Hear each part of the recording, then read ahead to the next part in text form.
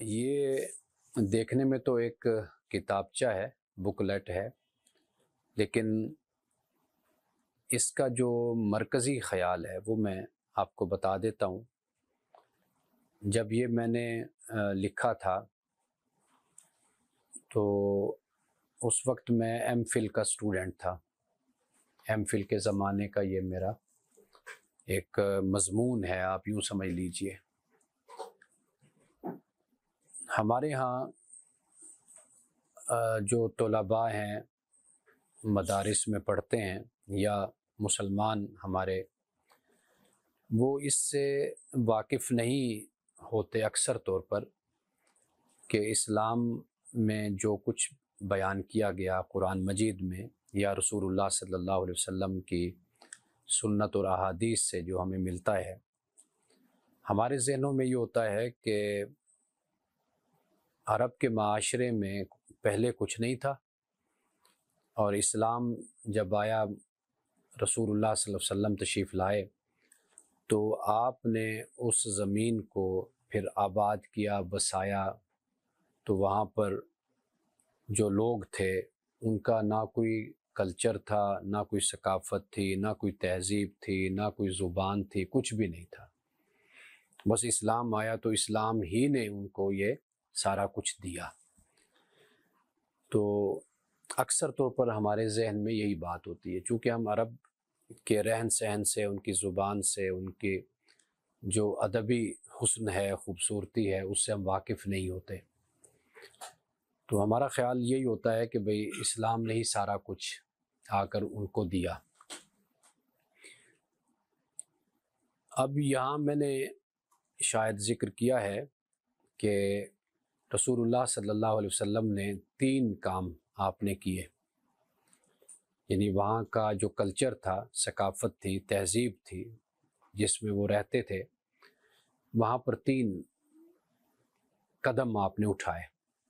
ایک یہ تھا کہ بہت سی روایات ایسی تھیں کہ جن کو آپ نے باقی رکھا، ایک یہ بات۔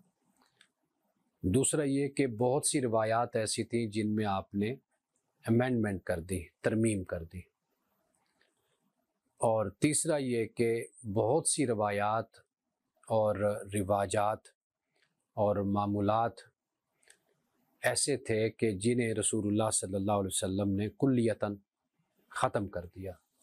ٹھیک ہے جی، یہ 3 ہمیں آپ سے، آپ کی سنت سے ہمیں معلوم ہوتا ہے۔ اس کی میں نے ساری مثالیں اس میں دی ہیں۔ یعنی ایک آپ نے یہ کیا کہ ایز اٹ از، ویسے کا ویسے اس کو قائم رکھا،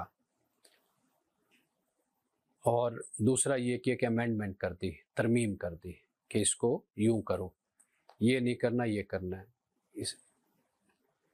اور تیسری بات یہ کہ یا کلیتاً آپ نے اس کو ختم کر دیا۔ یہ 3 کام کیے۔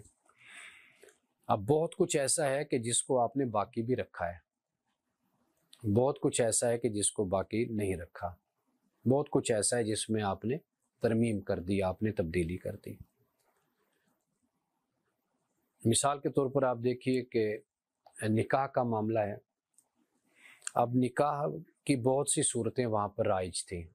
حضرت عائشہ صدیقہ رضی اللہ تعالی عنہا نے خود اس کو روایت کیا، تو آپ کو معلوم ہے کہ پھر نکاح کی ایک صورت، انہی صورتوں میں سے ایک ہی صورت کو جائز رکھا گیا، روا رکھا گیا، یعنی ایک مرد کے ساتھ عورت کا نکاح، شادی۔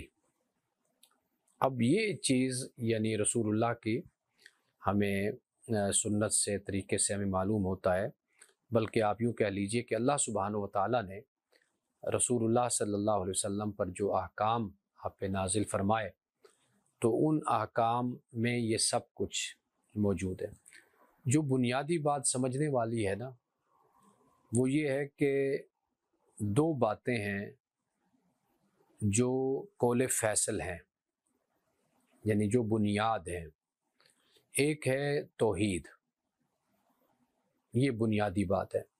انبیاء علیہ السلام کی تعلیمات کو اگر آپ دیکھیں تو آپ کو یہ بات سر فہرست ملتی ہے کہ اللہ ایک ہے، الہکم الہ واحد۔ اب وہ روایات وہ رسوم، وہ رواج کہ جو توحید سے ٹکراتے تھے، عقیدہ توحید کے خلاف تھے، ان کو ختم کر دیا گیا، کلیتاً ختم کر دیا گیا، یعنی جن میں شرک۔ اب یہ بڑی بنیادی بات ہے، اسلامی عقیدے میں سب سے پہلے توحید ہے، ایک خدا۔ ایک تو اس بات کو بنیاد بنایا گیا۔ دوسری بات ہے کہ اخلاقی خرابیاں، یعنی اخلاقیات، موریلٹی، کیونکہ انسان ایک اخلاقی وجود ہے، تو اب اس کے لیے اخلاقی رہنمائی وہ مہیا کی گئی، وہ کام، وہ رواج، وہ رسم، وہ روایت کہ جو اخلاقی خرابی کا باعث بنتی ہے یا اخلاق کے خلاف ہے، اس کو بھی اسلام نے ختم کر دیا۔ یہ دو بنیادیں ہیں کہ اگر آپ سیرت النبی صلی اللہ علیہ وسلم کا مطالعہ کریں، قرآن مجید کا مطالعہ کریں، احادیث کا مطالعہ کریں، تو آپ کو یہ چیز وہاں پر نظر آتی ہے۔ اچھا، پھر یہ ہے کہ آپ علیہ الصلوۃ والسلام کی جو احادیث ہیں، سیاہ ستہ کو آپ دیکھیں، اس کے علاوہ دیگر کتب احادیث کا مطالعہ کریں، تو ایک وقت میں ایک چیز میں خرابی تھی اور یا اس کا امکان تھا تو رسول اللہ نے اس سے منع کیا، یعنی مثال کے طور پر قبروں پر جانے سے پہلے منع فرمایا، اور بعد میں پھر ہمیں یہ حدیث ملتی ہے کہ آپ نے فرمایا کہ میں نے تمہیں شروع میں منع کیا تھا، اس لیے کہ تم نئے اسلام میں آئے تھے، داخل ہوئے تھے، تو اب میں تمہیں اجازت دیتا ہوں کہ تم قبروں پہ جا سکتے ہو۔ اب اس سے ہمیں کیا بات سمجھ آئی، وہ یہ ہے کہ اس وقت کے کسی رواج میں اگر کوئی شرک کا امکان تھا یا اس وقت عادت تھی، تو اس شرک کی بنیاد پر پھر یہ آپ نے منع کیا، پھر اس کے بعد آپ نے کہا کہ بھئی یہ جا سکتے ہو۔ اسی طرح جو دوسری بات ہے وہ اخلاقی حوالے سے ہے، اور اسی لیے ہمارے ہاں بہت سی چیزوں میں اختلاف پایا جاتا ہے۔ آپ دیکھتے ہیں کہ جو ہمارے روایتی علماء ہیں ہمارے، ان کے ہاں حدیث کا ایک ظاہر ہے جس کو وہ اختیار کرتے ہیں۔ آپ سمجھ لیں میری بات کو، یعنی ہمارے ہاں جسے انگلش میں کہتے ہیں کہ حرفیت پسند جس کو کہا جاتا ہے، لٹرلسٹ کہا جاتا ہے، کہ جو بیان ہو گیا بس ہم نے اس پر عمل کرنا ہے، اس کا پس منظر، اس کی وجہ، زمانہ، یہ ہم نے نہیں دیکھنا۔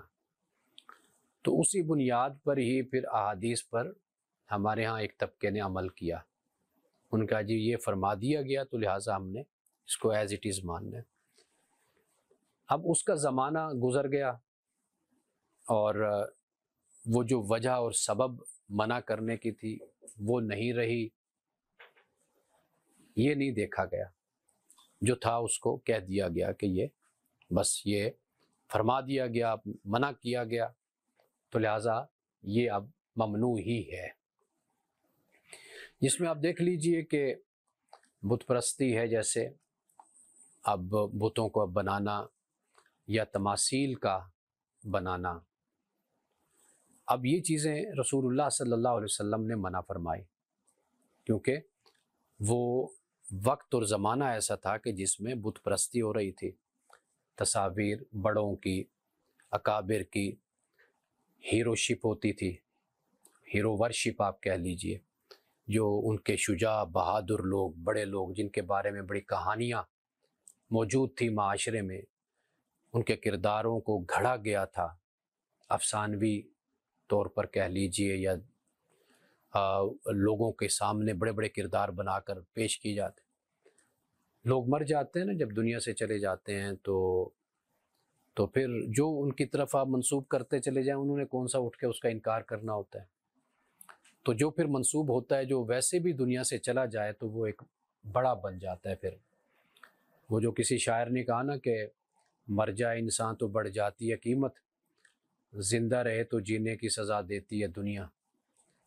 تو زندہ انسانوں کے ساتھ ہمارا معاملہ مختلف ہوتا ہے، جب وہ مر جاتے ہیں تو پھر ہم ان کے بڑے بڑے مقبرے اور مزارات بھی تعمیر کر دیتے ہیں، اور اگر آپ تاریخ کو پڑھیں گے تو آپ کو خود معلوم ہو جائے گا۔ ابھی ہم نے 11 جنوری کو حضرت امام اعظم ابو حنیفہ رحمۃ اللہ تعالیٰ علیہ پہ پروگرام ہم نے کرنا ہے، ذوالقرنین اس کو ارینج کرتے ہیں۔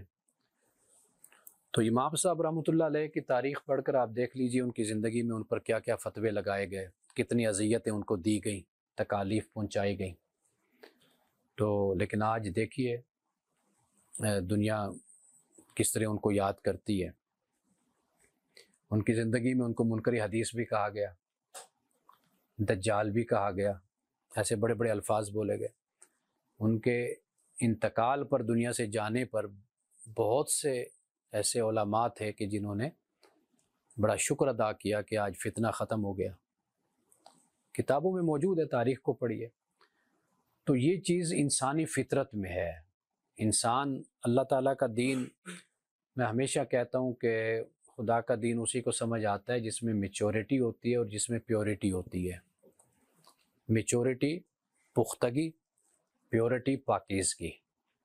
جس میں پختگی ہو اور پاکیزگی ہو اسے خدا کا دین سمجھ آتا ہے، اسے قرآن بھی سمجھ آتا ہے، اسے رسول اللہ کی سیرت بھی سمجھ آتی ہے۔ جو جذباتیت سے چیزوں کو دیکھتا ہے نا، اپنے بنائے ہوئے معیارات سے پرکھتا اور سمجھتا ہے چیزوں کو، تو اس کو کبھی حقیقت اس پر نہیں کھلتی۔ جو پہلے ڈیسائیڈ کر کے بیٹھا ہو نا کہ میں حق پر ہوں، دوسرا باطل پر ہے، تو اس کو پھر کبھی حق نصیب نہیں ہوتا۔ تو میں یہ عرض کر رہا ہوں کہ ہیرو شپ کا معاملہ یہ انسانی تاریخ میں رہا ہے۔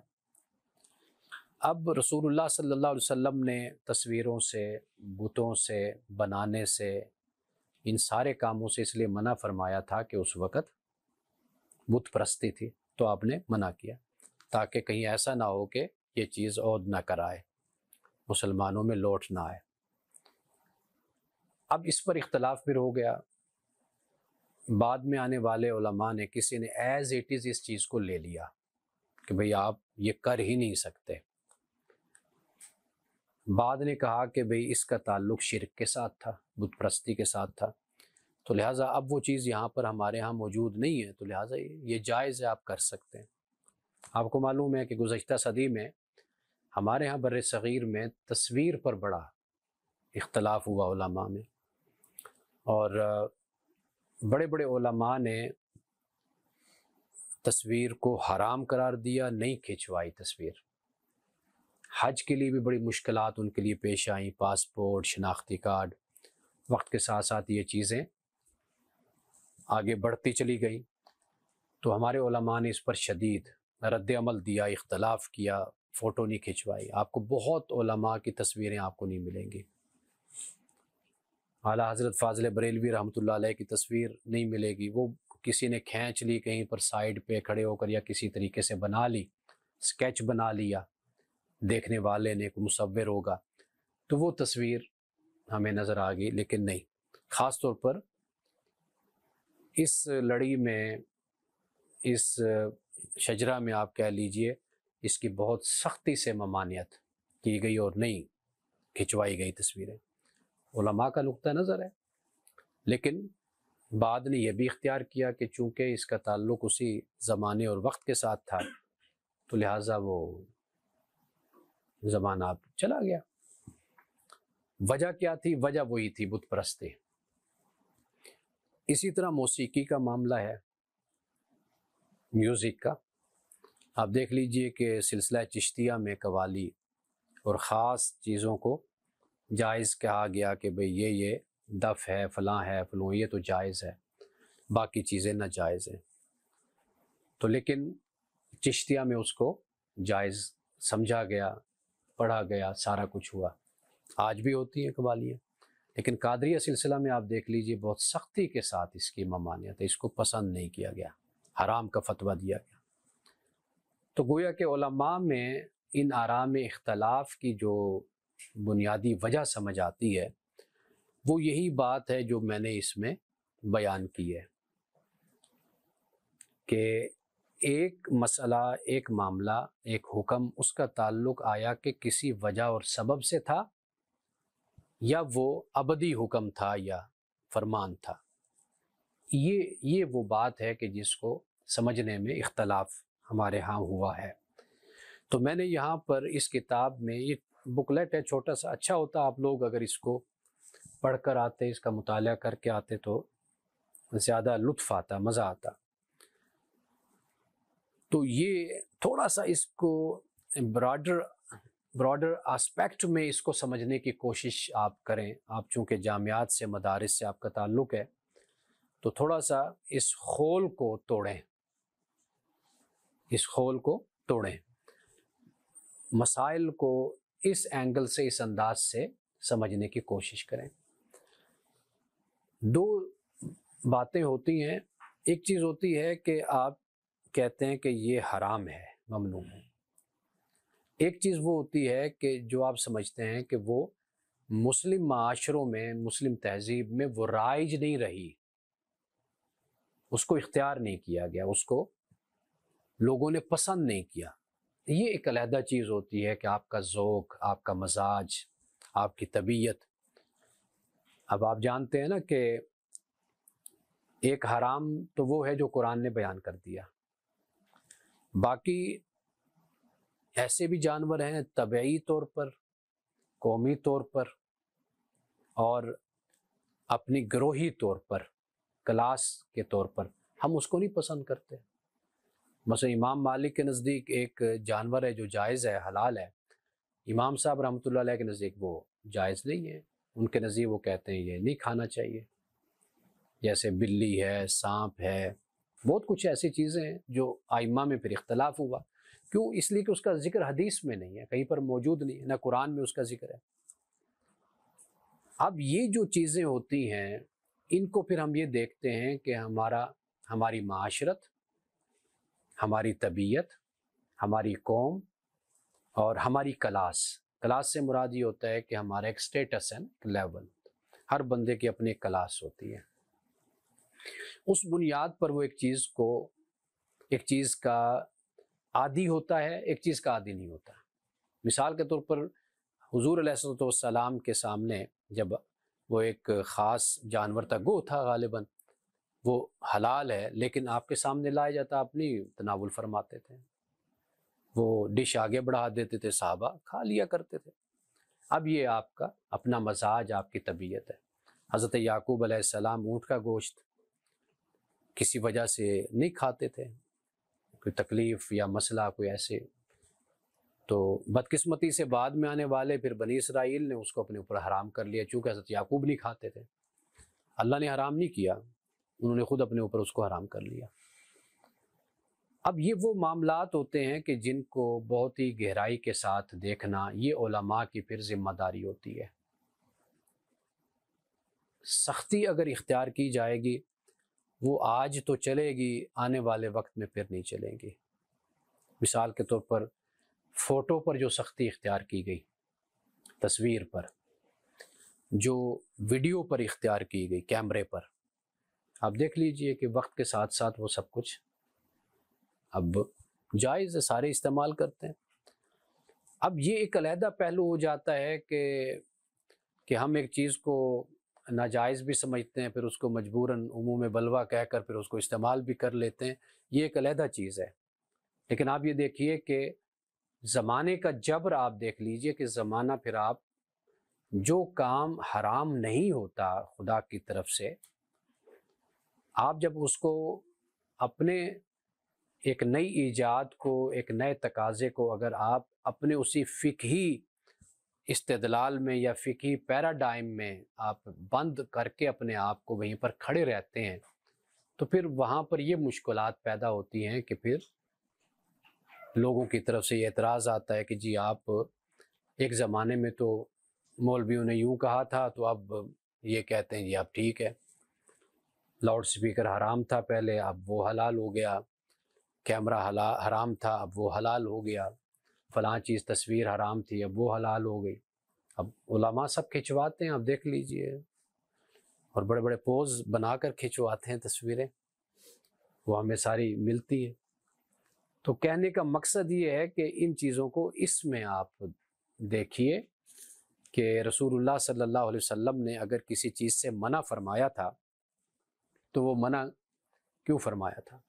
یعنی مثال کے طور پر شادی پر موسیقی کو آپ نے پوچھا کہ بھئی فلاں شادی سے آپ آئی ہو حضرت عائشہ سے، اس میں کوئی میوزک کوئی تھا، کچھ موسیقی تھی کوئی؟ یا رسول اللہ کچھ نہیں تھی. تو فرمایا پھر وہ شادی کیسی کہ جہاں یہ نہ ہو.